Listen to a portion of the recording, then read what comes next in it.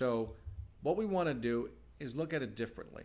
What if we can actually, instead of pressuring people to buy, what if we can nudge them to buy, where the actual effect, there is no sales reactance and they don't feel negative. So what we want to talk about is, how do we get there? Let's do lesson 1. Public equals commitment. What does that mean? Let's talk about lines of thinking. 2 psychologists, Morton Deutsch and Harold Girard, did a very interesting study. What they wanted to find out was, if somebody makes a commitment, how strongly will they stick to that commitment? What they then did is they drew several lines on the board and they asked people, 3 groups of people, to actually give their answers. The first group said, I want you to think of your answers, just kind of think the answers in your head, estimate the lengths of those lines, and think of the answers in your head. The second group was asked to write their answers, the estimates of the line lengths, on a magic pad. You remember the magic pad, the magic pad. We used to have those as kids. What they were asked to do is write their answers on a magic pad and then lift it so they can erase it.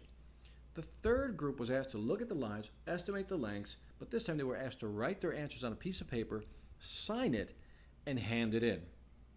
Now let's go back over that very carefully. Lines were drawn on a board.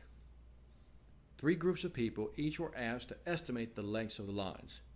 The first group was asked simply to think of the answer. The second group was asked to commit that answer to a magic pad and then lift it and erase it.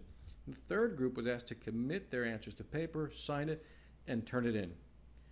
What Girard and Deutsch then did is they showed the answers, which actually contradicted what the folks actually have written down, and they wanted to see which group would be more resistant to actually changing their mind, and here's what they found.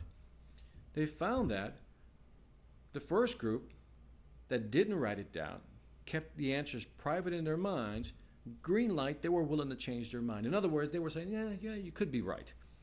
The second group that wrote on the magic pad said, well, yeah, I guess you might be right. And after some persuasion, some convincing, they actually changed their mind. But here's the fascinating part. Those who wrote it down, signed it, and handed it in other words, made a public statement, in other words, saying, no, these are my answers. When they were shown answers contradictory to what they had, Group 3 literally refused to change their mind. Now, what Deutsch and Girard proved is what is called cognitive dissonance. In other words, the rule of consistency. If I make a public statement, in this case, wrote it down, I will not change my mind, or I'll be more reluctant to change my mind. Now, this is powerful, folks, because what this is saying is the more public the commitment versus private, the more public the commitment is, the more likely you are to stick to that position. This becomes very key when it comes to using sales influence and the response blocking structure we're about to show you. Lesson 2, selective perception. How many of you have ever bought a new car and then the next day when you started driving the new car, you started noticing that car on the road? We've all had that experience. No sooner than we buy the car, we start noticing that specific vehicle model on the road. Now, did they magically appear? No. Did everybody go out and buy one the night before and that's why you're now seeing them? The answer is obviously no. The real reason is that your brain was not oriented, was not looking for that type of model car. Now that you are owner of that model, the brain actually orients itself and can actually begin to see them. They were always there, but your mind didn't see them before. This is called selective perception. You choose to see what you want to see. And once you buy the car, your model car, your brain chooses to see them on the road. And again, folks, they were always there. You just never paid attention to them. Next lesson. Lesson 3, options. When 2 options are presented, most will choose the lowest price to mitigate the risk. When 3 options are presented, most will choose the middle price to mitigate their risk. Let me go through that slowly. When 2 options are presented, most people will choose the cheapest one. Why? They don't want to overbuy. When 3 options are presented, most will choose the one right in the middle. Why? First of all, they don't want to overbuy, but they also don't want to underbuy. This is called risk aversion. Most people, when offered 3 options, they will choose the one in the middle. Now, you see this everywhere if you really take the time to look. If McDonald's, for example, or any type of food chain, restaurant chain, offered hamburgers and they only offered 2, trust me when I tell you, the number's there, most people will choose the smallest burger. Now, when 3 options are offered, most people are pushed towards the middle because they don't want to overbuy a big burger, but they don't want to underbuy because they still might be hungry. Go to any restaurant and you'll see this effect everywhere. This is why restaurants don't give you two options. They always give you three, knowing full well they want you to buy the one in the middle. Now, that said, even with wine, let's say you walked into a restaurant, there's three types of wine. Even if you didn't know which type of wine was the best, most people would immediately think, well, I don't want to spend a lot of money. I'm in the save mode. Most people think they would buy the cheapest one. But studies have shown that even in the save mode, most people would buy the one in the middle. Again, they don't want to overpay for the wine, but they also don't want to buy the cheap wine. In a nutshell, always offer three options, but always put the one you want them to buy right smack in the middle. Now, 3 rules of influence. We talked about the rule of consistency. The more public a statement is, the more what? Likely people are to stick to it. Then there's selective perception, and then the third one was presenting option. Now again, public statement equals a commitment. The more public the statement, the more committed the person is to that position. Selective perception. The mind will begin to see things when it becomes apparent. The example of the car, or buying a new car and then seeing it on the road the next day. Third one is presenting options. We just covered that.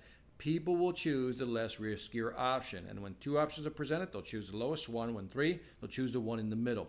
Keep these 3 rules in mind. These are the key to actually understanding response block selling, and it is the psychology of influence behind the response block structure we're about to show you.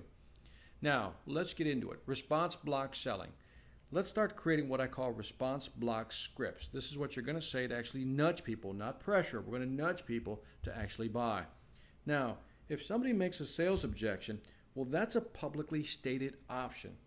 And old school selling says if somebody states an objection, what you have to do is overcome that objection. But I've just shown you, studies have shown that once somebody makes a public statement, they're more likely to stick to that statement. So if somebody says, for example, your price is too high, well, guess what? Now you have to defend that position. Now you have to convince the person, overcome that objection. And I learned early on, and you should write this down, that when you're explaining yourself, you're losing the conversation. You see, with response block selling, we don't want anybody to make a public objection because we know they're going to stick to that position. So what we want to do is something totally different. We don't want to overcome objections. That's old school selling. New school selling is, instead of overcoming them, we're going to block them. Because we know if they block them, if we can block the objections and keep it in their heads, we're more likely to change their minds. And how do you block an objection? By first raising it. The rule of selling is this. If I raise an objection, I control that objection, and I can do with it whatever I want. Let me show you. In response block selling, we create this structure, and this is how it works. You first raise the objection that you know is in the customer's head. Now, we've all been in a sales situation where we're sitting there and we know that the customer has an objection, and sometimes they don't want to raise the objection, but you know the objection exists. So what we're going to do is we're going to raise the objection. We're then going to offer to resolve that objection.